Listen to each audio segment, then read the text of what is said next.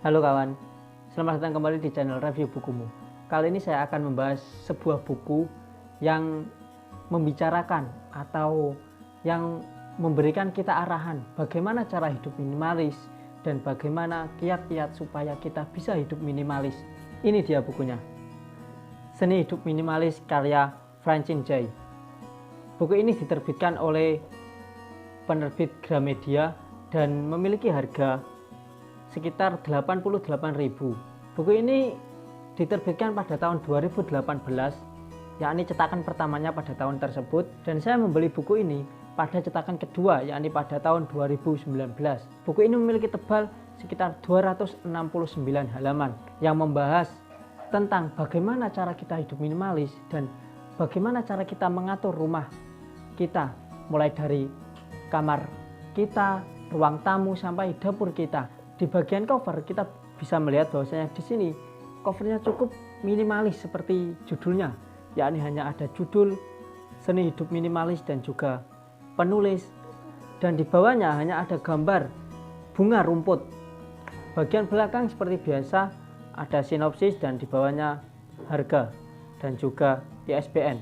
Di buku ini berisikan tentang seluk-beluk bagaimana cara hidup minimalis, mulai dari pola pikir hingga kiat-kiat bagaimana hidup minimalis. Minimalis yang dibahas di dalam buku ini adalah tentang bagaimana cara kita bisa mengendalikan barang-barang yang ada di rumah, yang mana barang-barang tersebut bisa kita gunakan atau tidak bisa kita gunakan.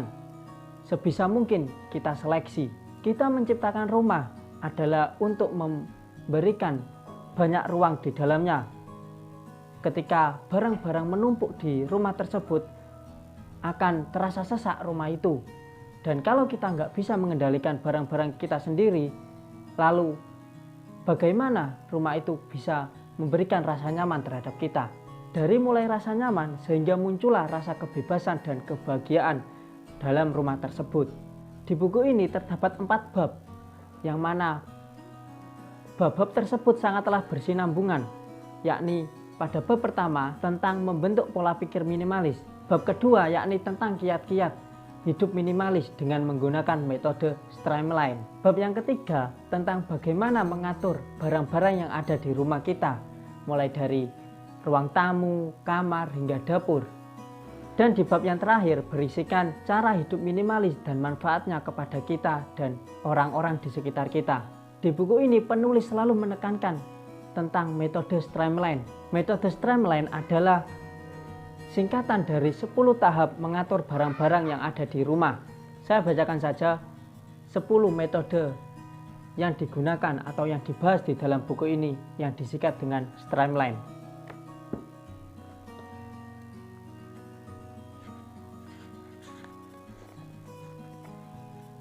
Yang pertama yakni start over, memulai dari awal.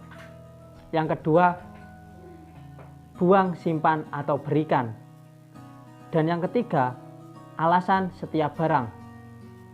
Yang keempat, semua barang pada tempatnya. Yang kelima, semua permukaan bersih. Yang keenam, ruang. Yang ketujuh, batas.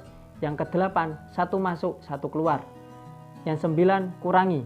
Dan yang kesepuluh, perawatan setiap hari.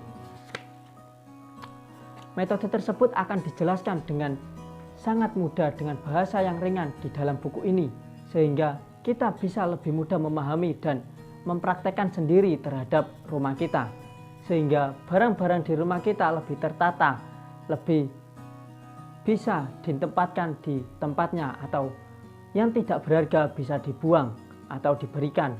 Kita akan baru menyadari ketika kita sudah menerapkan metode tersebut bahwasanya banyak sekali barang-barang yang kita beli tetapi belum berguna di rumah kita. Tentunya akan memberikan ruang yang sempit terhadap rumah tersebut. Kita juga sering membeli barang bukan karena kegunaannya, tetapi karena diskon yang diberikan perusahaan atau toko tersebut, sehingga bisa memikat kita untuk membeli barang itu.